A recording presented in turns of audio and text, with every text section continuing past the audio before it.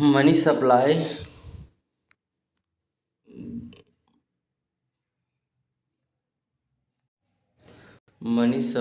Is a stock.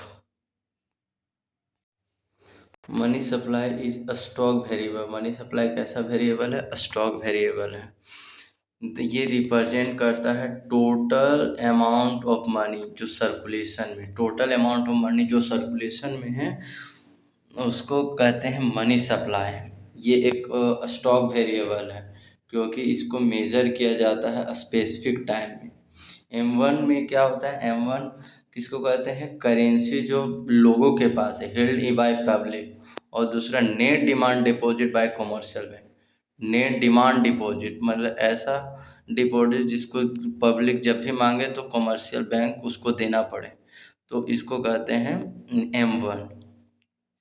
दूसरा है net का मतलब वो वैसा डिपॉजिट जो public held by the bank are included in money supply.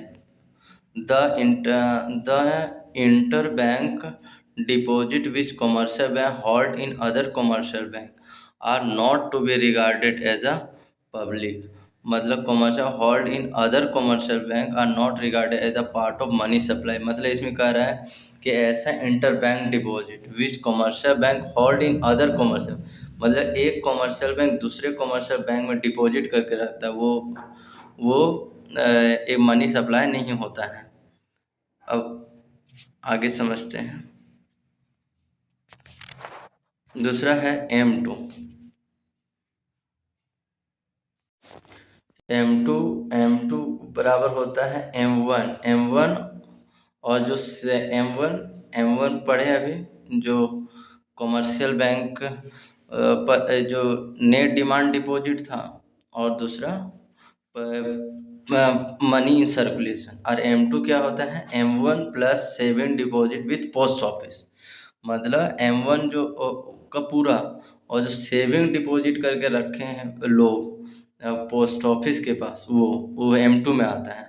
और M3 में क्या आता है? M1 पूरा। और इसमें क्या था? सेविंग डिपॉजिट पोस्ट ऑफिस के पास।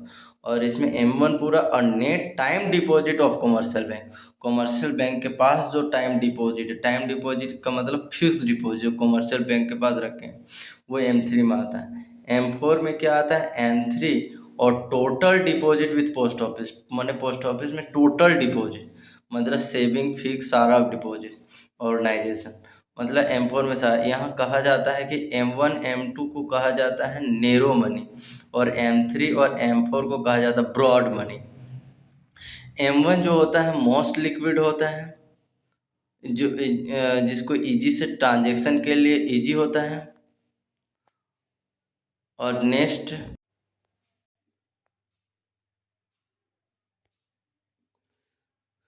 M1 मोस्ट लिक्विड होता है इजी से क्योंकि ये इजी से इसको ट्रांजैक्ट किया। M4 जो होता है वो लीस्ट लिक्विड होता है, मतलब M1 जो फर्स्ट में पड़ा वो सबसे ज़्यादा लिक्विड, मैं आसानी से ट्रांजैक्शन में सुविधा होता है। M4 जो होता है लिस्ट लिक्विड होता है।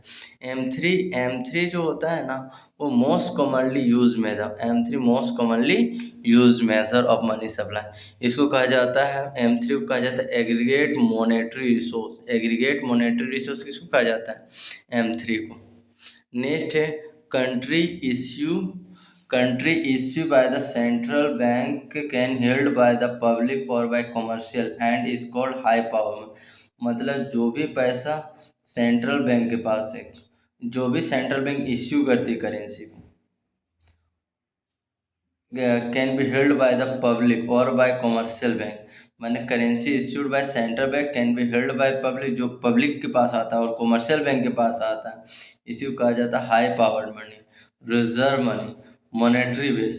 Sequence of this ages in decreasing order. Liquid currency मैंने लिक्विडिटी कहना, करेंसी जो होता है सबसे ज़्यादा लिक्विड होता है। और डिमांड डिपॉजिट